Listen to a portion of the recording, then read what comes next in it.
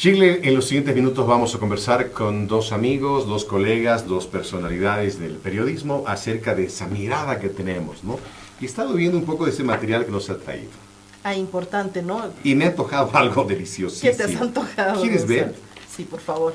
Uy, a esta hora de la tarde cae muy Son bien. las marraquetas y una foto espectacular. Espectacular. Estamos hablando de la revista Oxígeno y de Urgente Voz, que está dirigida por nuestro colega y amigo Grover Yapura, y está con nosotros. Y Tania Sandoval, también periodista de muchísima experiencia, están con nosotros. Qué gusto tenernos, Tania. Bienvenida, Grover, que de tanto tiempo que lo estoy viendo acá en el set. ¿Primera vez tú en el set? Primera vez, sí, Gonzalo, qué gusto. Shirley también. Grover lo mismo. Y Grover que nos provoca, ¿no? Con esta portada. Qué bien, ¿no? Con los rostros. Además, uno se pregunta cuando ve estos rostros y alguno de ellos tendrá la respuesta a lo que está pasando. ¿Tendrá la fórmula? Claro, yo creo que Lara lo debe tener. Lara lo debe tener. Gonzalo, Hola, Grover. Quería, Tania, buenas tardes. Esa mirada ha sido fatal, esa contar. En la casa de unos de amigos tan apreciados y estar junto a una colega y profesional tan respetada. Sí, Tania Sandoval. Yo un poco hacía un poco de ironía, ¿no? Capitán Lara está acá como uno de los candidatos. Él es Rodrigo Paz, Carlos Ver, Amparo Vallivian, presidente de la aduana era, ¿no? Del ADN, sí, en su momento. Gobierno de Tuto Banzer, Samuel Dora Medina, exministro. De planeamiento. Sí, Manfred Reyes Villa, alcalde, gobernador prefecto en ese caso, ¿no? Perfecto, y ahora alcalde, ¿no? Ahora alcalde, que se fue autoexiliado a los Estados Unidos. ¿Y este señor quién es? Es Vicente Cuellar. Vicente Cuellar y Carlos Mesa. ¿Son los candidatos? ¿Son los que están apareciendo más? ¿Son los que la gente quiere elegirlos? No sé qué dirán ustedes. Pero ¿cómo está el panorama político? ¿Cómo está el ambiente? La gente, se les acercan a ustedes también y dicen, ¿y qué va a pasar? ¿Qué está sucediendo? Cuénteme qué va a pasar. Qué difícil es más ahora este tipo de posibilidades de que podrían ocurrir cosas en el país. Tania, ¿qué dices tú? Yo definiría lo que está pasando como una incertidumbre con mayúsculas, que la tenemos todos. Incertidumbre con mayúsculas. No solamente en el ámbito político, porque tenemos el próximo año elecciones nacionales, en agosto, como lo ha adelantado ya el tribunal. También la incertidumbre de lo que va a pasar con las judiciales, que cada vez que veo el tema analizarse en la asamblea, la patean un poco para adelante y para adelante, entonces creo que es una quimera. Y unas primarias que en definitiva, por todo lo que he escuchado, creo que no se van a realizar. Eso en lo político y en lo económico, bueno, pues una situación bastante compleja, ¿no? Y lo vemos con esta inflación que sentimos en el bolsillo. Grover, ¿tú cómo ves esto? Bueno, el problema radica en que el sistema político ha estado dominado desde el 2005 por un solo partido. Y este único partido hoy está crispado, está dividido. Y vemos a dos hombres que están enarbolando sus posiciones políticas a costa del país, ¿no? Ese es el problema. Dos proyectos políticos que no terminan de definirse, dos líderes políticos que tienen sus propios proyectos de poder y que han venido a resolver las cosas a pesar de la crisis económica, a pesar de la incertidumbre social, a pesar de un contexto económico, principalmente económico adverso, ¿no? Entonces, creo que ahí falta, ¿no? Algo que es característico a los políticos, no de ahora y de siempre. Yo soy un poco muy crítico con los políticos. A los políticos les falta empatía con la sociedad, con la ciudadanía, y eso es lo que se está viendo hoy, más ahora. Humanizarse, ¿no? Humanizarse. Se han enfriado demasiado los políticos, te miran por encima del hombro cuando llegan al poder y no tienen la empatía, no enamoran a los políticos. Seducen sí el momento del voto, pero cuando van a reclamarles cualquier cosa que tiene que ver con tu zona, con tu barrio, con tu comunidad, con tu departamento, pues te miran por encima del hombro. Es más, por ejemplo, ¿qué ha pasado con el presidente? Han denunciado a los transportistas pesados que los han amenazado con meterse a la cárcel. Y dicho, si bloquean los meto a la cárcel, voy a llevar mis policías y las fuerzas también masistas. O sea, esa es una exageración, un abuso, ¿no? Tomando en cuenta además el know-how, si se quiere, del MAS, ¿no? Claro, sectores sociales. Exactamente, que bueno, en algún momento tengo yo la sensación de que ellos se perciben como el alfa y el omega de la política boliviana. Y esta alianza con los movimientos sociales es la que le ha dado sustento a lo largo de estos gobiernos, ¿no? Evo Morales, Luis Arce, en fin, pero yo me preguntaría ahí, Gonzalo, entonces, ¿algunos bloqueos están permitidos y otros no? Sí, no, eso es lo que siempre hemos preguntado.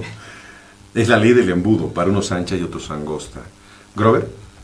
Pues mira, a ver, el problema en este asunto también pasa por la indefinición, por la falta de una lectura objetiva por parte de la oposición, ¿no? Por ejemplo, si los actores opositores tuvieran una lectura más objetiva de la realidad del país, más allá de sus privilegios, creo que hoy el debate sería más honesto, sería más objetivo y estaríamos hablando de los principales temas del país, ¿no? Por ejemplo, bueno, uno es el proceder de los líderes que tienen la bandera del MAS y otro es el proceder de los opositores. ¿Puedes identificar a algún líder político que esté hablando en este momento de la crisis económica como lo están sufriendo los bolivianos? No, la verdad que no, ¿no? Shirley, ¿o tú reconoces a alguien que esté hablando, algún líder político? Algo de eso los tenemos en pantalla. Tal vez don Samuel Dore Medina, ¿no? Que ahora Samuel, sí, Samuel constantemente, no solamente que está viendo, sino mandando recomendaciones al ciudadano, sí, hablando de la microeconomía, de esa economía que se siente en los bolsillos. Y a través del TikTok, la herramienta para los jóvenes, ¿no? Pero porque ahora él está en campaña para volver a ser político, ¿no es verdad? Que claro. No olvidemos que se había retirado. Claro. Bueno, Samuel siempre ha estado en esa lógica de dar explicaciones y aquello, ¿no? Pero ¿dónde está Mesa? ¿Dónde está la gente de Creemos? ¿Dónde están los otros actores que hablan de los temas que le importan al país? Hay un punto que creo que debemos preguntarnos. ¿A quién le interesan las elecciones judiciales? Yo estoy completamente seguro que salvo el 0.5% que podrían constituir los líderes políticos del país, el 99%... Al 99% de los bolivianos no le interesa la política, porque las elecciones judiciales, porque los ciudadanos de a pie sabemos que esté quien esté en los magistrados, en la cúpula del Poder Judicial, la justicia siempre va a ser manipulada, siempre va a estar a favor de los poderosos, de quienes tienen capacidad de movilizar.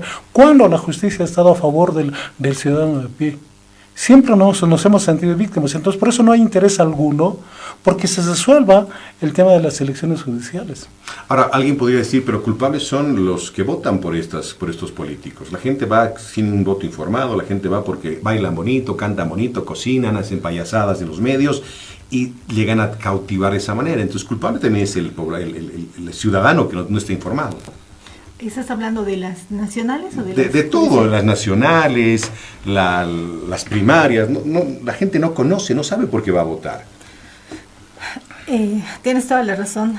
Yo siento además que es un problema también del ciudadano, del votante boliviano, ¿no? Y la imagen del caudillo es la que gana, del que habla más, del que grita más, del que insulta más. Sin embargo, tal vez los desafíos que estamos viviendo en este momento obligan a que los próximos candidatos nos informen mejor, rayen mejor la cancha y que tengan programas que tengan que ver desde, no solamente temas económicos, como qué va a pasar con la subvención de los carburantes, el tipo de cambio del dólar, sino que vayamos un poco más allá. Por ejemplo, no recuerdo si en las anteriores elecciones algún partido habló del cambio climático, que ya lo estamos sintiendo. Yo como votante quisiera que el próximo partido, que los partidos me pongan gente muy calificada, que sepa bien los desafíos que enfrentamos como país. Y a eso deberíamos ir más allá de la figura caudillista a la que hemos estado acostumbrados, ¿no? O que nos digan sinceramente, si son gobierno, ¿de dónde van a sacar plata? ¿Cuál va a ser nuestro recurso para trabajar? ¿Cómo vamos a estar para el futuro? No hay sinceramiento en los políticos y nos conformamos con poco, siento yo. Grover, ¿qué papel juegan los periodistas, los medios de comunicación? ¿Qué estamos haciendo los periodistas? ¿Estamos informando correctamente? ¿Estamos orientando? ¿O simplemente estamos trabajando por la pauta? A ver, yo creo que en líneas generales estamos atravesando una etapa compleja, una etapa crítica, que parte del siguiente criterio también. Hoy la población está cada vez menos interesada en informarse sobre los temas del país. ¿no? A la población no le llaman la atención los temas del país, los grandes temas del país, quizá porque se ha agotado. Estamos entrando a un proceso de agotamiento, ¿no? Creo que voy a utilizar un término ¿no? De encabronamiento. La gente está encabronada con lo que está ocurriendo Me con el país. recuerdo a Juan de Granado con el encabronado. Bueno, Juan usa cabreado, ¿no? Cabreado, sí. ¿no? Entonces, lo que ocurre con en este caso, la gente está agotada con lo que es, entonces no le interesan los temas. La pandemia ha golpeado a la población desde el punto de vista del interés de los temas sociales, de los intereses de los temas comunes. Hoy, después de la pandemia, la gente está preocupada por su particular situación. Y decepcionado por lo de Yanine también, ¿no? Por la actuación de Yanine. Sí, también, ¿no? Creo que también eso ha afectado el criterio político. Y en ese contexto, la crisis de los medios se ha agudizado, ¿no? Creo que debe ser el 90-95%, que la gran mayoría de los medios de comunicación ahí están en situación de supervivencia. De supervivencia. Supervivencia, sí. ¿No? Y esa supervivencia, a costa de que se ha depauperado el salario de los periodistas, a costa de que se ha afectado la estabilidad laboral de los periodistas, de los trabajadores de la prensa. Y entonces, en ese ámbito, ¿qué es lo que tienes que hacer? Yo creo que muchos compañeros de trabajadores de prensa, muchas empresas buscan mantener su trabajo digno, su proyecto periodístico digno. Ya no es digno, pero no. Hay algunos, sí, ¿no? Ya no es digno cuando sabes que la pauta te está tapando la boca para autocensurarte o tener cuidado en ciertas cosas. Claro. Ya esa dignidad ya no existe, siento yo. Mira, yo creo que hay que hacer distinciones de eso, ¿no es verdad? Si tú, por ejemplo, en los últimos, hemos visto en redes sociales cómo están difundiendo información, los datos sumamente particulares sobre cómo la pauta predetermina el accionar de algunas personas, de algunos proyectos periodísticos, ¿no? Y otros están ahí. Tania, ¿qué dice? Yo coincido en que preocupa esta profunda crisis económica en los medios. También creo que existe, por un lado, prudencia, porque tenemos un momento crítico en el país, definitivamente, y también hay que tener cuidado con los términos que se manejan, principalmente con la economía, ¿no es cierto? Y por otro lado, también percibo que hay autocensura, porque hemos visto que en los últimos años ha existido una suerte de, si se quiere, persecución judicial, ¿no? Entonces, a los medios llegan requerimientos de las imágenes, quién le proporciona esta información, aunque existe una ley de imprenta y un secreto de fuente, sin embargo, todavía hay ese tipo de preguntas que insisten, ¿no? Para que el periodista divulgue, etcétera. Sin embargo, yo creo que los medios de comunicación, los periodistas en general, tenemos un rol muy importante, ¿no? Y es que, ¿qué pasaría si no tuviéramos los noticieros, los informativos, los medios alternativos, las redes digitales, para que la gente tenga una visión de la realidad? O sea, para mí es clave saber si voy a tener un bloqueo la próxima semana, por qué motivos, qué está pasando con las gasolinas, veo la fila, a qué se debe, qué está pasando con los precios en los mercados. Entonces, aunque suene a cliché, sí, los medios son una luz para la sociedad porque le informan día a día de lo que está pasando. ¿Te imaginas un país, una sociedad sin medios, sin periodistas? Ay, no hay pues democracia. Se termina la democracia, ¿no? Grovi, el relacionamiento de los políticos con la prensa, ¿cómo es?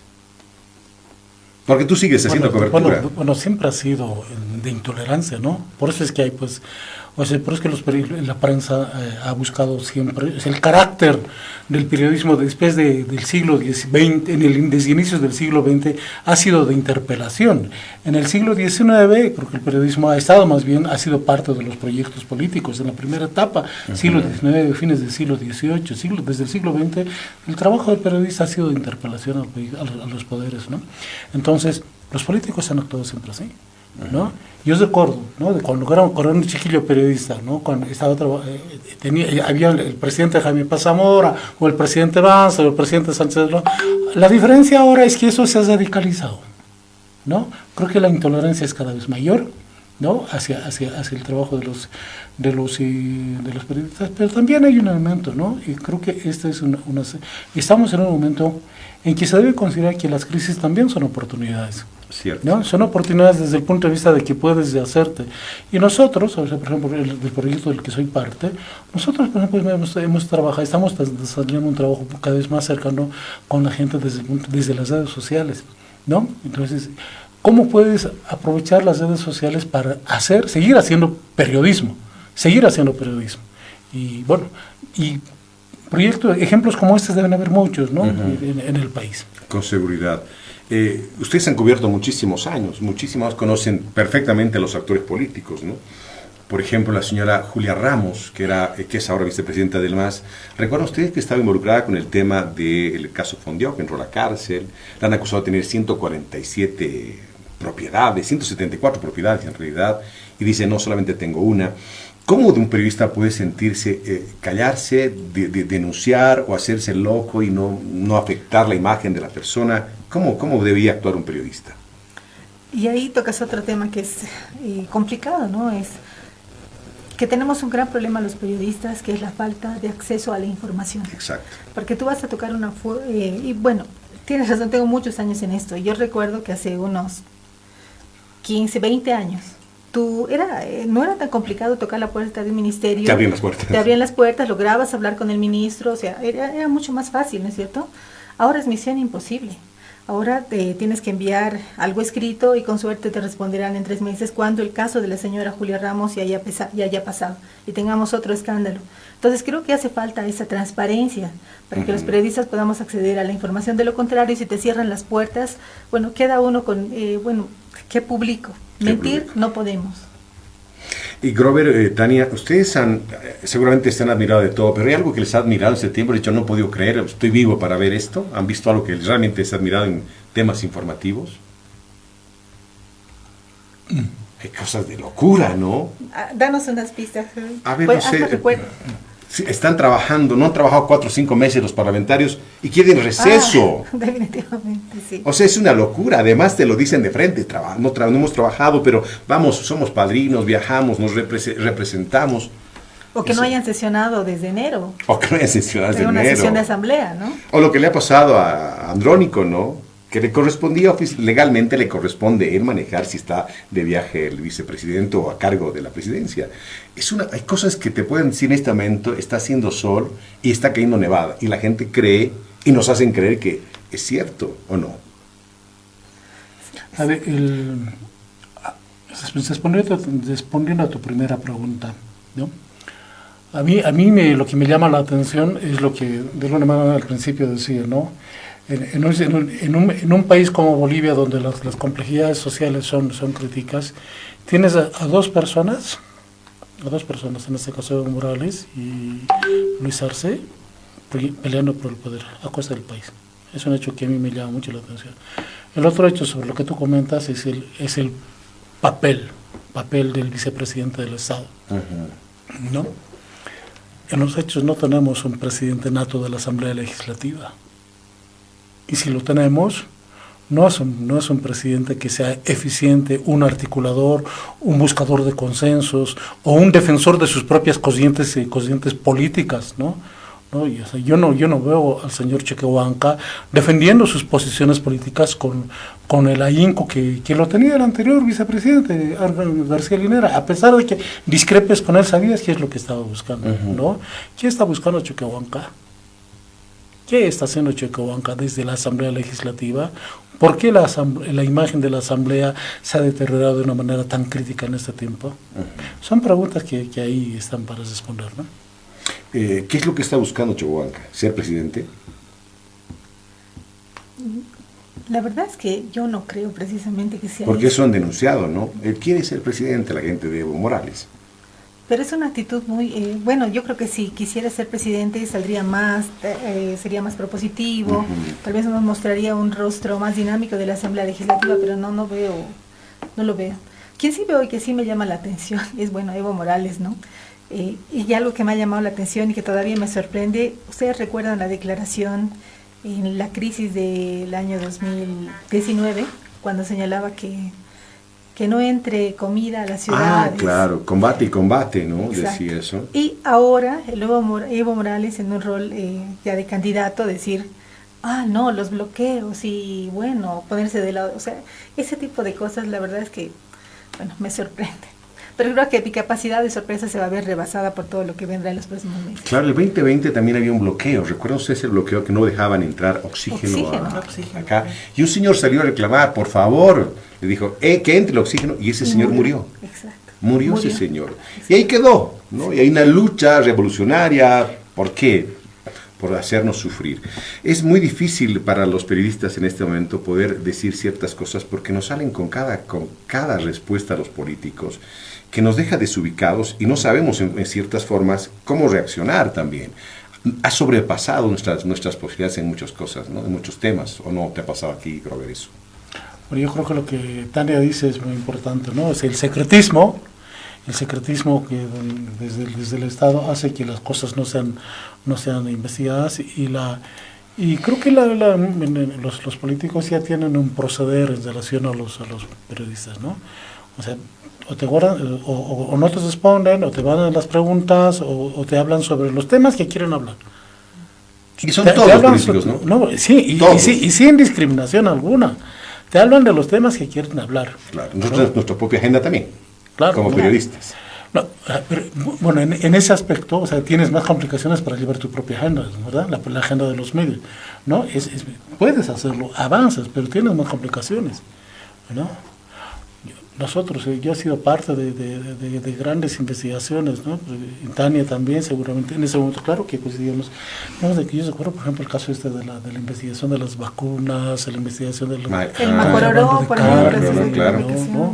¿No? O cuando, por ejemplo, el alcalde Germán Monzoy se fue del... Chazarreta. A filmar los papeles a un nightclub, creo yo, ¿no? Era cuando creo que había cierta consideración por el trabajo de los periodistas y los medios, ¿no? Decía Grover, no tenemos transparencia, no hay libertad, y eso pasa en todos los poderes del Estado, ¿no? Sí, gobernaciones y alcaldías. Y además Poder Judicial. El Poder Judicial. Es difícil hablar con algún miembro de la Suprema. No solamente de la Suprema, también en lo local, ¿no? En lo local. Los colegas que cubren el área nos contarán con más detalle todas las dificultades que tiene para acceder al fiscal o al juez, o sea, que nunca tienes acceso, ¿no? Ustedes han asistido a muchísimas conferencias de prensa y el presidente en este tiempo se ha acostumbrado a convocar a un diálogo, digamos, con gente, ¿no? Ese es diálogo, llaman. Y las preguntas son casuales, o dice tú y tú vas a hablar, o se sortea. ¿Cómo la experiencia de ustedes? Yo tengo mi propia experiencia, en muchos casos elige, en muchos casos tú, hablar y nadie más, algunas salvavidas. Para que los amigos sepan, cómo se preparan las preguntas y a quiénes se designa para que pregunten? Bueno, yo admito que no he acudido a ninguna conferencia de prensa del presidente, por ejemplo, no nunca, tal vez tú. Son convocatorias cerradas, tengo entendido, ¿no? Se cubre solamente con los periodistas del área, sí. No, ni siquiera con todos los periodistas del área, yo tengo entendido. Se invita a periodistas específicos para que puedan asistir a esos diálogos que últimamente están saliendo una vez al mes al menos, pero no todos. Hay que acreditarse especialmente para estar ahí en esa reunión con el presidente. Es difícil que salgan las preguntas incómodas ahí, ¿no? No, difícil. Difícil, ¿no? Difícil, la gente está esperando. Por eso también de alguna manera se ha perdido credibilidad de los medios masivos. Las redes se han vuelto ahora los medios masivos. Los medios tradicionales han perdido credibilidad justamente porque la gente espera ser mucho más incisivos en las preguntas, porque los periodistas transmitimos lo que la gente está preguntando en las calles, ¿no? Y cuando le dibujas la pregunta a un invitado, se la dibujas porque no quieres caerle mal, pues no estás transmitiendo lo que la gente siente y piensa. ¿No piensas así, Grover?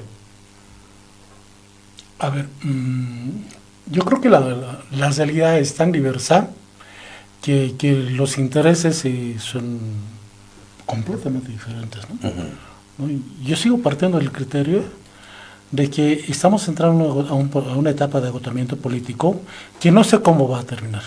Uno de los escenarios posibles es el del fraccionamiento del sistema político y por lo tanto el enfrentamiento, ya sea en el legislativo o en las calles, del sistema político.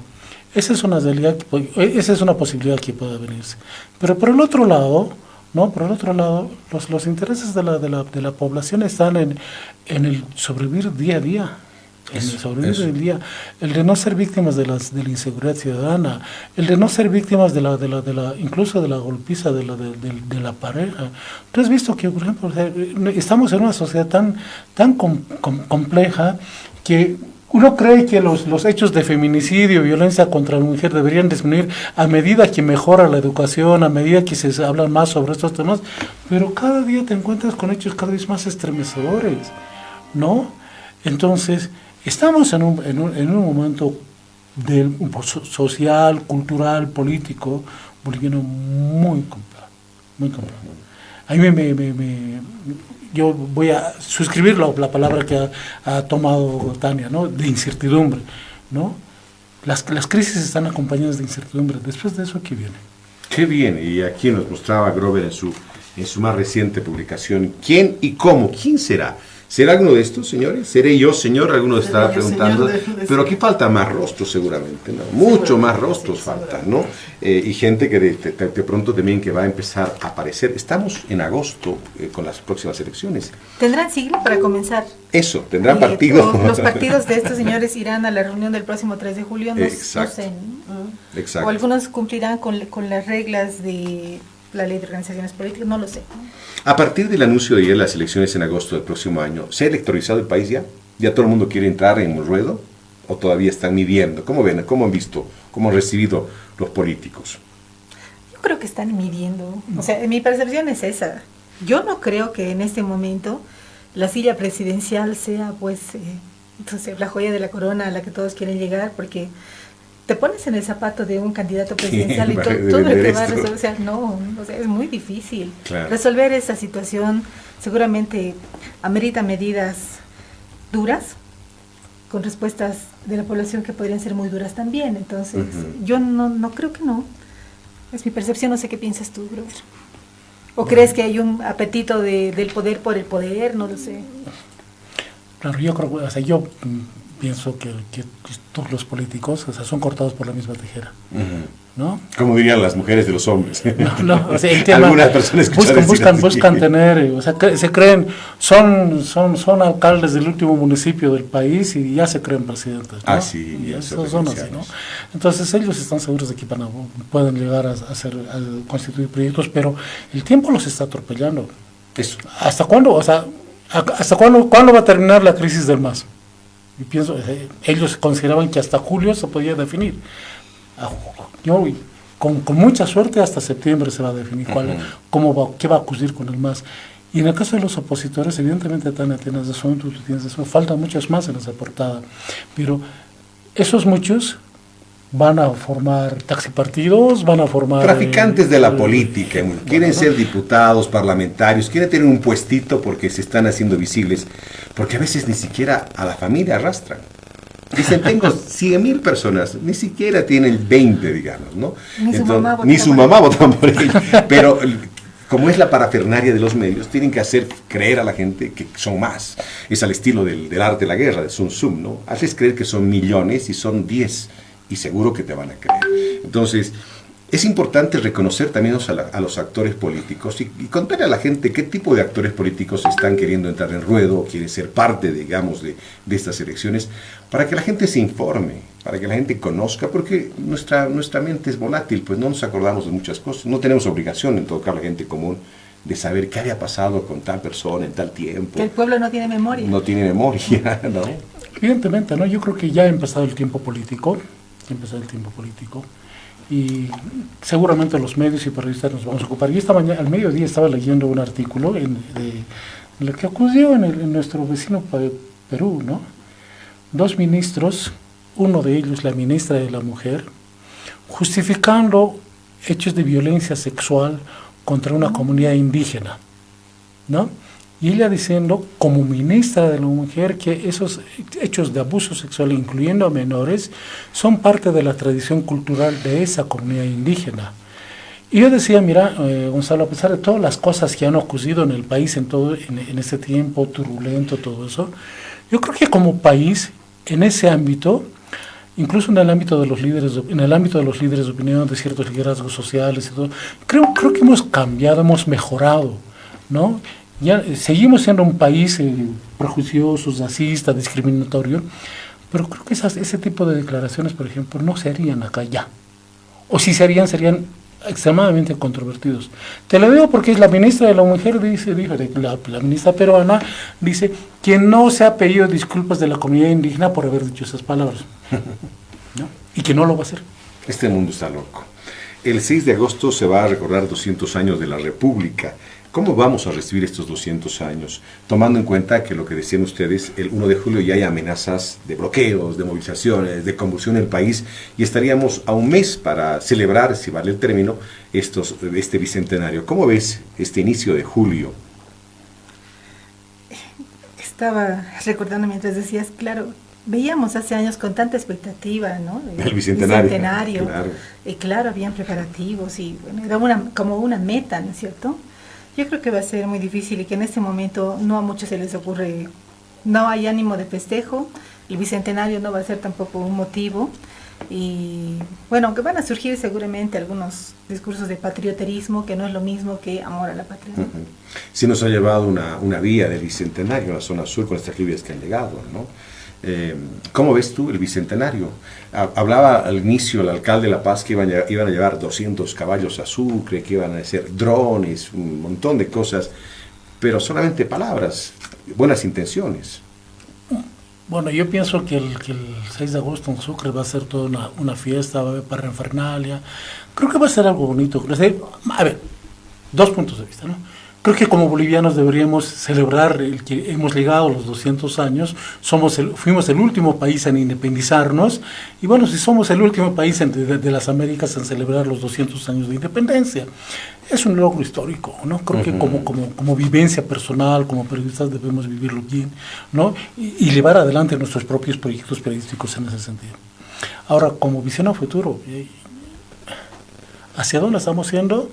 Uno de los proyectos estratégicos era la explotación del litio, la explotación e industrialización del litio, ¿no? Llegar a los 200 años con eso. ¿Dónde está eso? ¿Dónde está el proyecto de litio? ¿Dónde está el país que podría desarrollar su potencial turístico? ¿Dónde está el país que podría desarrollar, qué sé yo, ¿no? El potencial hidrocarburífero que tiene aún y que hasta ahora no ha sido descubierto? En el ámbito local la situación es que aún crítica también, ¿no? Tania Grover, ¿ustedes no sienten que la gente está confundida? Celebramos 200 años de la República de Bolivia y tenemos 13 años del Estado plurinacional. ¿Qué es lo que vale? ¿Qué es lo que celebramos más? Es como el día viernes. 5.532 años vamos a recordar del Año Nuevo Aymara, disque, ¿no? Pero estamos en el año 2024. ¿Qué celebramos? Somos convenencieros. ¿Qué vamos a celebrar? ¿Qué es lo que está vigente? ¿Ha muerto ya la República porque no hay preparativos, no hay nada? O sea, realmente ha muerto, aunque está vigente en la Constitución el término República. ¿Pero qué celebramos realmente? El otro día buscando sumarme a una aplicación, aparecía países, ¿no? Aparecían países y no había Bolivia, debe ser una de las pocas que no había, y estaba como Estado plurinacional. Entonces yo hace rato he sentido cierta indignación, decía, bueno, yo soy boliviana, o sea, ¿cuál tendría que ser el gentilicio de Estado plurinacional de Bolivia? Bueno, con todo el respeto, ¿no es cierto?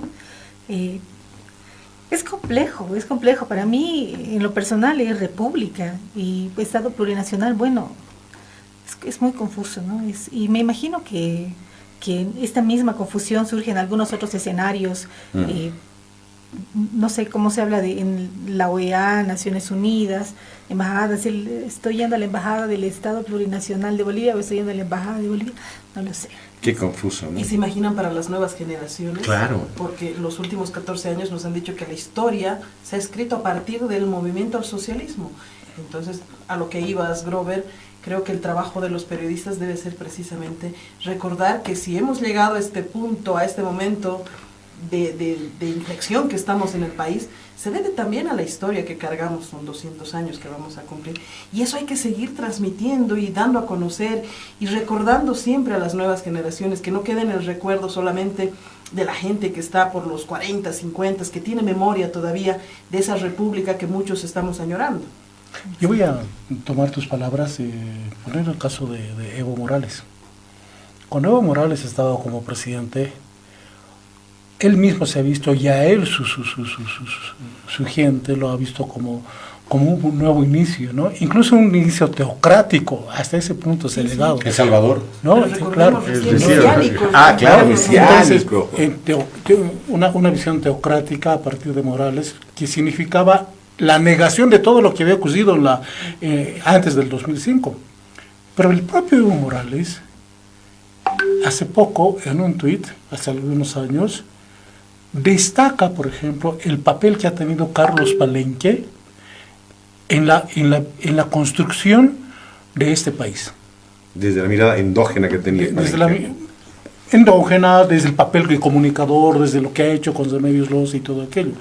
O sea, nosotros como bolivianos, obviamente que renegamos, por ejemplo, contra la colonia, o debemos seguramente, o muchos bolivianos debemos renegar contra la colonia, pero imaginémonos un país sin la colonia, o sin el periodo anterior a la colonia, que es la de nuestros pueblos indígenas, o sin la república.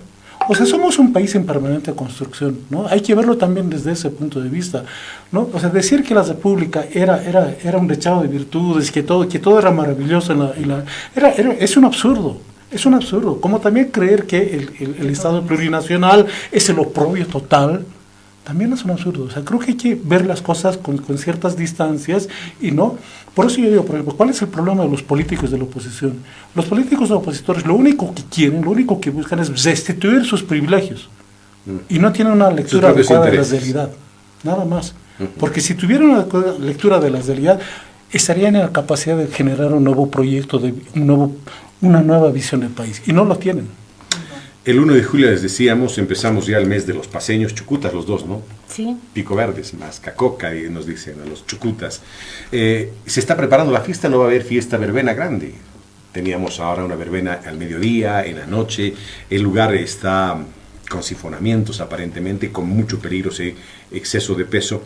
¿Cómo está La Paz? ¿Cómo estamos en La Paz? ¿Cómo ve, Tania, el trabajo del municipio como periodista?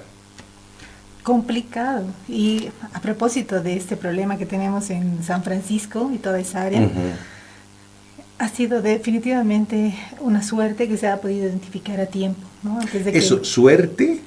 O sea, estamos echándole a la suerte. No creo que haya sido suerte. Yo pienso que a raíz de los problemas que hemos tenido ya con las lluvias, lo que decías de lo que ha ocurrido en Mayas, Aranjuez y todo eso, yo creo que ha habido un trabajo de identificar los puntos débiles, si se quiere, los puntos más complejos. No te olvides que La Paz está atravesada por alrededor de 300 ríos de distinta magnitud, ¿no es cierto?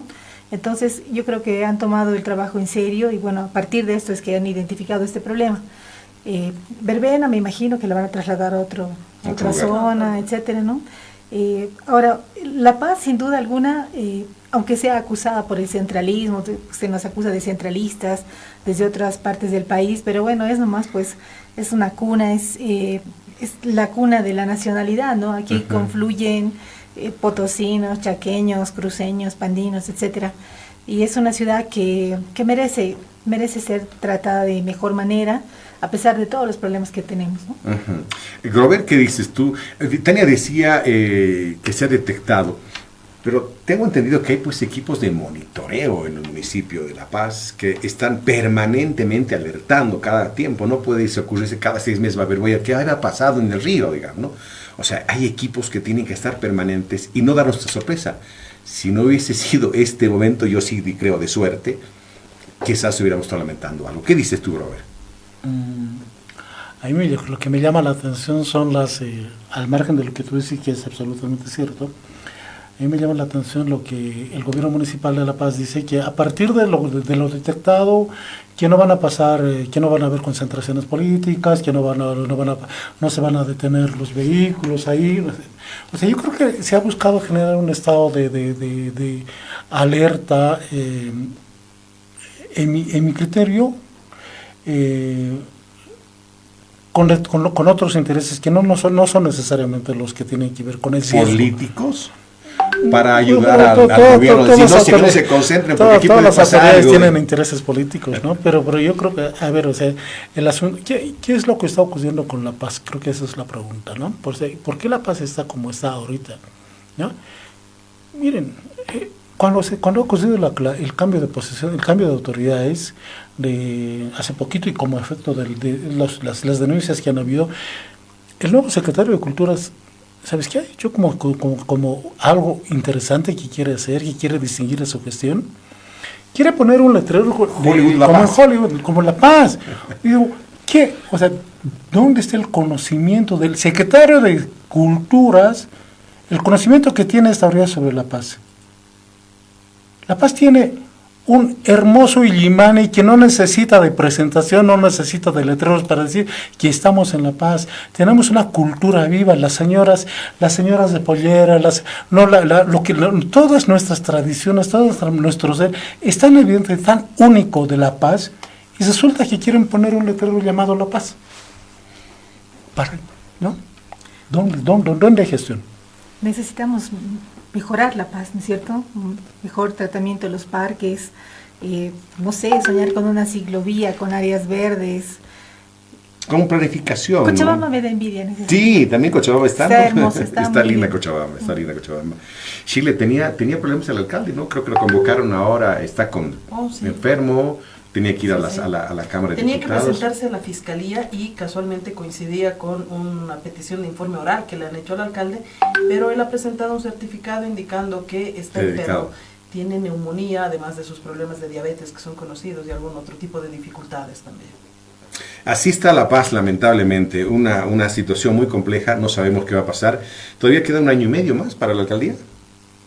¿Cuándo son las subnacionales? Un año después de las nacionales, ¿no? Claro, nos queda 1 año ya, y 1 año y medio más, 2026, digamos, ¿no? sí. 2026. Qué panorama el que estamos viviendo, así está el país y así están también la descripción de nuestros colegas. Tania, qué gusto tenerte acá. Espero que no sea la primera ni la última vez que vengas a visitarnos. Te hemos extrañado mucho. Su nombre sonaba bastante en nuestro equipo, ¿no, Shirley? Para traerla acá, Tania, y no podemos. Gracias por estar con nosotros. Gracias, Gonzalo, Shirley, y qué lindo, Grover, también. Grover, no, es un gusto. Grover, gracias por venir, traernos. ¿Este es el más reciente? Sí, ¿Qué podemos encontrar en esta La edición de revista? junio, ¿no? Es la de junio. Sí. ¿Qué encontramos? Pues mira, encuentras un reportaje sobre Oxígeno. el escenario político de la oposición. Tenemos otro trabajo sobre la economía ilegal del oro. Ese es un hecho que, por ejemplo, que es bien importante, ¿no? Notar.